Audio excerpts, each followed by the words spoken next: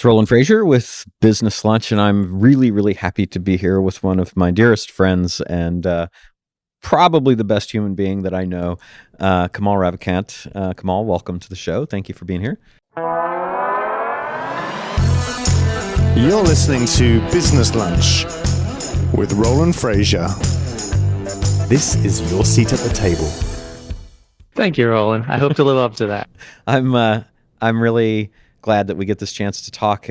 And what I really like to do is start out by sharing an origin story or the origin story of where the Kamal of today comes from the Kamal of yesterday.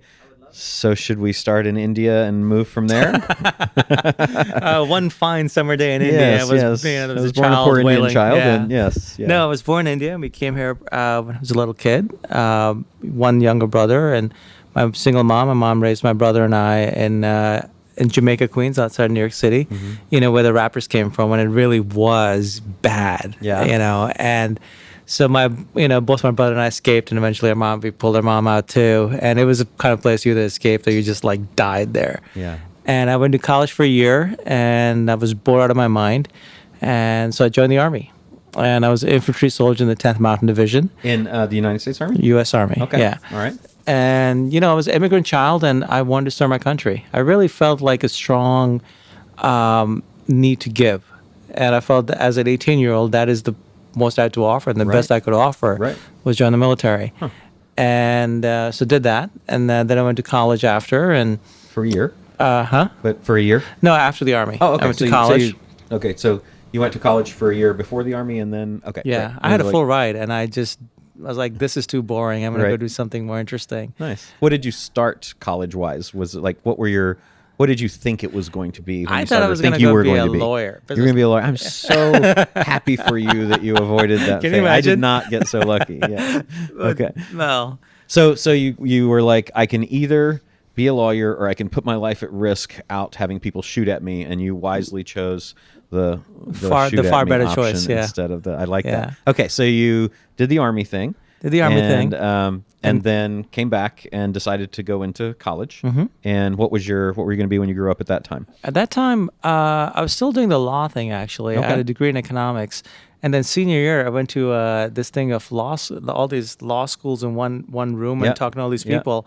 And after talking about a half hour, I came out and I was like, I don't want to be one of them. It was literally senior year. I was like, what now? And I actually ended up getting a second degree in biology, and I was going to go to med school. Oh, Dr. Law, you're very respectable. Yeah, your mom was happy, I'm sure. Yeah, but I ended up backpacking around and doing these things, and then Silicon Valley was happening. And where did you backpack?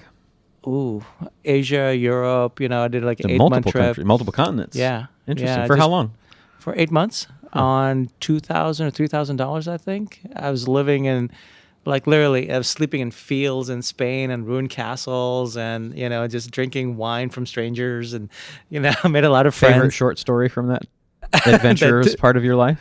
That turned to a novel called Rebirth. Actually, is that when you did that? Yeah. Okay. Yeah. So that was so you are a writer and a really good one, and have really worked on your craft, which has been fun to watch. Thank you. As well. So Rebirth, which originally was conceived to potentially be Into Thin Air. Correct. Right? Great memory. Which I love that title. And then got changed as things sometimes do. But so that I didn't know that was when that was when you did that. Yeah. That's really cool. Okay, so I want to come back to that because that story goes with Rebirth. But so you had this adventure on the Camino de Camino de Capistrano? Is that what? Yeah, the Camino de Santiago. Santiago, okay. That's but the city is Compostela or somewhere around there. Right? Okay. It's a 550-mile long pilgrimage that ends at a city called Santiago de Compostela. Okay. And are you aware that you can just fly over that in like almost no time at all? I wish someone told me that. I was young. You took 4 months, was it? No, well, that walk took me about 35 days. It's 35 550 miles. Okay. Would have taken me 4 months. So there's a lot of good wine drank. I was basically, so I had no money. And so I would just basically eat in the evenings when I get into a village to go to try to sleep. Right. And then a thing called Menú del Día, where you get your appetizer, your main course, and a dessert. for like, I don't know, $5. And you had a choice between a bottle of wine and a bottle of water. Guess what I chose? I'm going to guess it was the wine because I that's was- the smart thing to choose. Absolutely. I love it. I was drunk every night. That was like, that was my pilgrimage. I love it. I love it. And you got a lot out of it and wrote about it in the Yeah. book called Rebirth, which is a great book. If anybody is listening, who's listening, would like to read that. So you did the pilgrimage, the backpacking, and then went to college after that, right? The pilgrimage and trying to backpacking get the was timeline. yeah. No, I went to college, then the pilgrimage backpacking. Okay. And then I went off to, and I came back from that knowing that, look, I don't think I want to go to med school. I loved traveling. I have so many different interests. In fact, I had too many interests. And that time, the dot-com boom was happening. It was the late 90s. And I got a call from my brother, and he said, hey, get the New York Times this weekend, this Sunday. I said, why? He's like, just get it. So I got the New York Times on Sunday. I'm reading it, and I'm going to the New York Times Magazine. There's a 2-page write-up on my little brother on a company that started called Opinions. And, this was like the very beginning of the dot-com boom. Right. What was the year, roughly? It's somewhere in the late 90s, somewhere between 97. Really Yeah, early. yeah. And I call him up, and I'm like, dude, this is great. Congratulations. And at that time, I was working in emergency departments, trauma centers. And he said, yeah, Was what that are you... Bellevue? That was actually in Rochester, New York. Rochester, okay. And he said, yeah, what are you doing watching people die every day? Come out here recreating And the future. you were in like the hardcore, Yeah. like you literally did watch people die every Yeah. single day in your job. I was getting this, I was trying to get the research experience to go to med school. And I thought about it. And he's like, yeah, just come out and be creating the future. We're doing what no one's done before. And this kind of opportunities never come. I thought about it, and I was talking to a friend of mine, Larry Rappaport, in the basement of Gold's Gym. And I started to decide. And he's like, Kamal, leap and the net will appear. I was like, I like that. So I bought a one-way ticket, sold everything I had, which wasn't much, and I had I think I had $800, and moved out to Silicon Valley. Nice. And I just started applying for stuff. And at that time, So your brother was not come work with me. It was, No. dude, this is the opportunity. Come to this place, and you will find something that fits you. Okay. Yeah, and actually that was very wise, you know, because that I had to go set off my own path. Yeah. And so I was applying and I was like learning, and turns out at that time no one knew what they were doing. It was like the I was very gonna say, so beginning. you had what was your degree in? Economics and biology. Economics and biology, which obviously means you can program and do internet stuff, right? Yeah, bingo. Right. So you had no experience with that. experience. You go out and you're just applying and saying, and you're applying for online company type Yeah, jobs, all or startups. programming. I was going type for all jobs? startups. So I'm like, whatever it takes, I'll do. Right. And all of a sudden, for some reason, there were a bunch of health startups starting, and I had this healthcare experience. And so like all of a sudden, they're like, we need someone to like run these things, who actually has experience, was not a doctor, who's kind of like more like a go-getter, you know? And so, and I'm joining this company called Healthion, and Healthion became WebMD and went public. So I started off as a product manager. So I'd led teams of like 50, 60 people. You know, you would need now, like maybe 1 or 2 people now with AWS so much and all easier. that. Yes, Insane, yes. right? But I built products that were used at that time by millions of people. And that time you were going on 24K modems, right? And it was something, and going public and being worth a lot of money, then the crashing and being worth Worth the not as IRS. much money? Actually, I think I broke even with the IRS. Yeah. Right? Okay. But by the time I left, I was running monetization for WebMD, which is a big public company, and I got known as the can-do kid, because it was like, oh, this is happening. We don't know what to do. Pull in the can-do kid. I He'll got it. figure it out. I got you, right? yeah. And I think that's where the military, that's where the backpacking and all that came into play, because I wasn't intimidated by new things.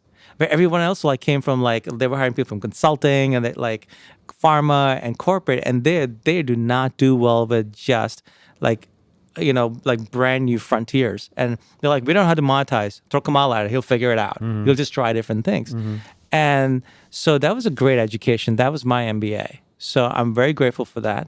And then after that, I just stuck with it. I started consulting.